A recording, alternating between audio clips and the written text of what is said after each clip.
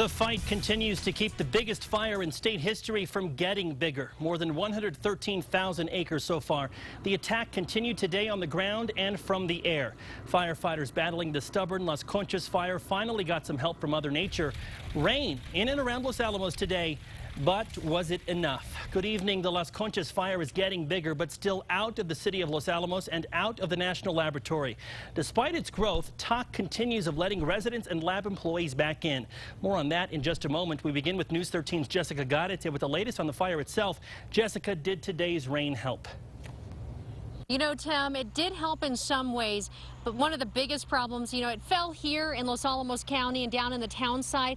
People were very excited about it. It didn't last very long, and it wasn't a whole lot, but not a whole lot of rain fell in the mountain behind me where the fire is burning. But tonight, it did bring some perfect conditions for firefighters. It's much cooler out here. The humidity is up, and the winds have gone down.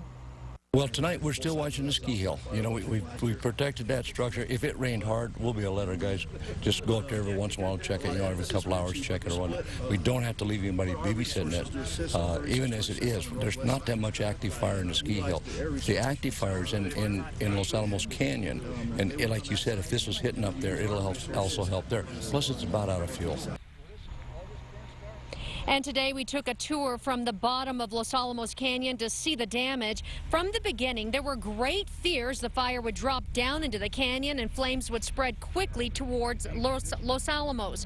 The fire did cross into the canyon, but here's how it was stopped. This fire line built by firefighters. You can see the forest is black on one side of the line and green on the other. That line protected the town site. Today, helicopters were back up, dropping slurry and water, but were grounded for a while because of the lightning. Again, the storms, very important for them to get rain here, but lightning also has become a problem. Now at Lanel, a squirrel caused a scare today. Dispatch a couple of units from Station 3 for what appears to be a wildland fire. A small fire less than a half acre was started near this transformer at the lab. We're not allowed on Lanel property, so this is a very distant look at where the fire was started. Now, the fire was not started by the Las Conchas Fire.